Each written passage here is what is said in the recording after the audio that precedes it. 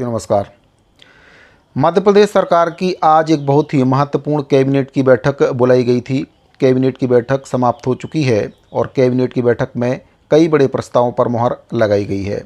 इसके साथ ही आज मध्य प्रदेश के मुख्यमंत्री डॉक्टर मोहन यादव जी के द्वारा मंत्रालयीन कर्मचारी संगठनों के आभार समारोह में शिरकत की गई, जिसमें उनके द्वारा सम्मेलन में कई महत्वपूर्ण बातें कर्मचारियों को लेकर कही गई है, जिसके बारे में आगे मैं आपको वीडियो के माध्यम से बताऊंगा कि कर्मचारियों और अधिकारियों को लेकर मुख्यमंत्री जी के द्वारा क्या कुछ कहा गया है। सबसे पहले कैबिनेट की बैठक में जो निर्णय लिए गए हैं उसके बारे में आपको पूरी जानकारी दे देता हूं।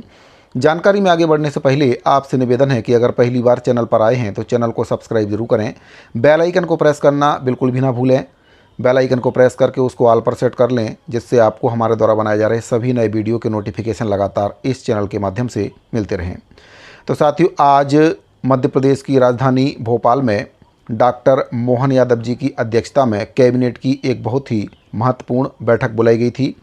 कैबिनेट की बैठक के बाद जो मंत्री हैं कैलाश विजयवर्गीय जी के द्वारा कैबिनेट की बैठक में जिन प्रस्तावों पर मुहर लगी है उसके बारे में उनके द्वारा जानकारी दी गई है। साथियों, आज कैबिनेट की बैठक में किसानों और युवाओं के साथ मध्य प्रदेश के हित में कई बड़े फैसले लिए गए हैं और कई प्रस्तावों पर आज मुहर भी लग गई है। वहीं पर जनजातीय नायक और स्वतंत्रता संग्राम सेनानी राजा भभूत सिंह जी के सम्मान में अब जो अगली कैबिनेट की बैठक है वह 3 जून को पचमढ़ी में आयोजित की जाएगी। कैबिनेट बैठक के बाद जानकारी देते हुए कैबिनेट मंत्री कैलाश विजयवर्गीय जी के द्वारा बताया गया कि मध्य प्रदेश सरकार ने विकसित मध्य प्रदेश 2047 विजन डॉक्यूमेंट तैयार कर लिया है, उस पर मंथन किया जा रहा है। मध्य प्रदेश सरकार ने विभागों के विभागाध्यक्ष के वित्तीय अधिकार को बढ़ा दिया है।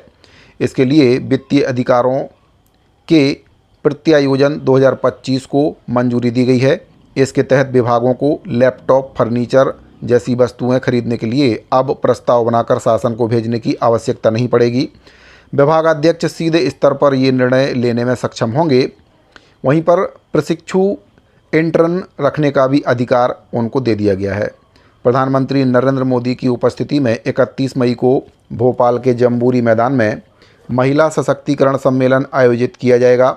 इस अवसर पर प्रधानमंत्री के द्वारा इंदौर मेट्रो ट्रेन और सतना व दतिया के एयरपोर्ट का वर्चुअली लोकार्पण भी किया जाएगा।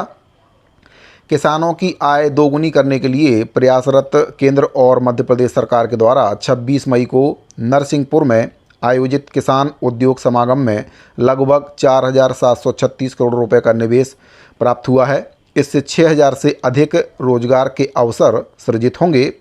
वहीं पर 28 मई को बैतूल में राज्य स्तरीय महिला उद्यमी मेले का आयोजन किया जाएगा। 29 मई को सभी जिलों में महिला स्वास्थ्य शिविर आयोजित किए जाएंगे। स्वास्थ्य शिविर में महिलाओं के ब्रेस्ट कैंसर की स्क्रीनिंग की जाएगी। 30 मई को पूरे प्रदेश में अहिल्या वाहिनी महिला बाइक रैली निकाली जाएगी। भोपाल में आयोजित बाइक रैली में सीएम मोहन यादव भी हिस्सा लेंगे।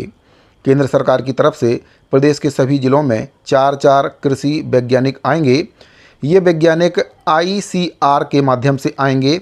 वैज्ञानिक जिले का मौसम, जिले में कौन सी फसल अनुकूल है, इसे लेकर वे किसानों से चर्चा करेंगे और इसके बाद प्रशासन को रिपोर्ट देंगे। इसके साथ ही पानी की उपलब्धता और मिट्टी की क्वालिटी का परीक्षण करके एग्रो क्लाइमेटिक के अनुसार उन्नत कृषि की सलाह भी वे देंगे। तो साथियों, अगली कैबिनेट की बैठक 3 जून को होने जा रही है, जो कि आपकी पचमढ़ी में आयोजित की जाएगी।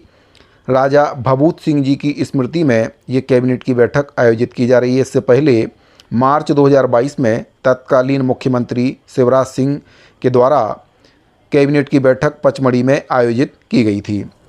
तो साथियों, आज की कैबिनेट की बैठक में इन महत्वपूर्ण प्रस्तावों को मंजूरी दी गई है। इसके साथ ही आज मंत्रालयीन कर्मचारी संगठनों के आभार समारोह में मुख्यमंत्री डॉक्टर मोहन यादव जी सम्मिलित हुए, जहां पर कर्मचारी और अधिकारियों को लेकर उनके द्वारा अपने विचार व्यक्त किए गए।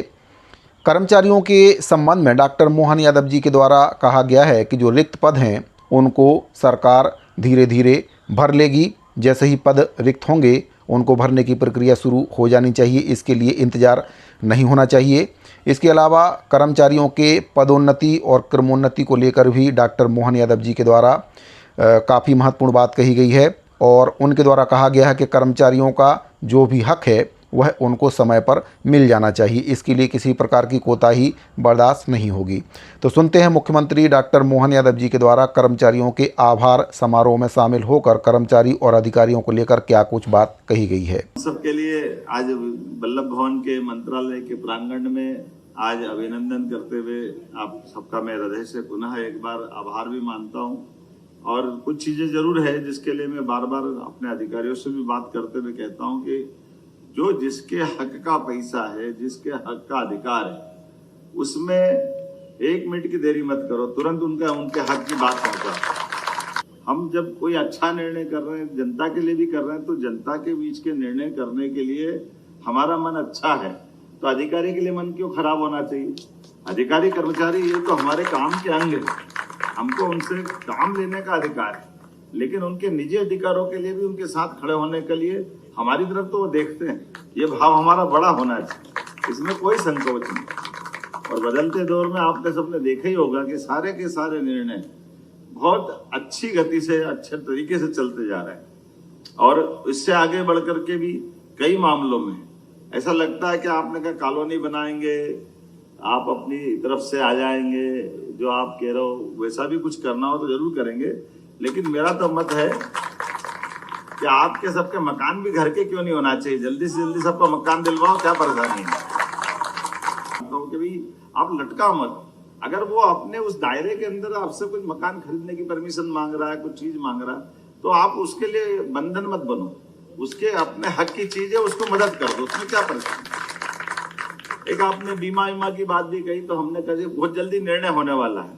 मतलब एक तरह से कि जब भाई बीमा होता, इतनी बढ़िया बढ़िया पॉलिसी है, काय के चक्कर में पड़े, बढ़िया अपना 15-20 लाख 25 लाख जो लगेगा लगेगा, लेकिन कम से कम व्यक्ति तो सुरक्षित रहेगा ना, उसके जीवन में ये कष्ट आता है। ऐसे में हमारे मन की संवेदना भी तो होना चाहिए।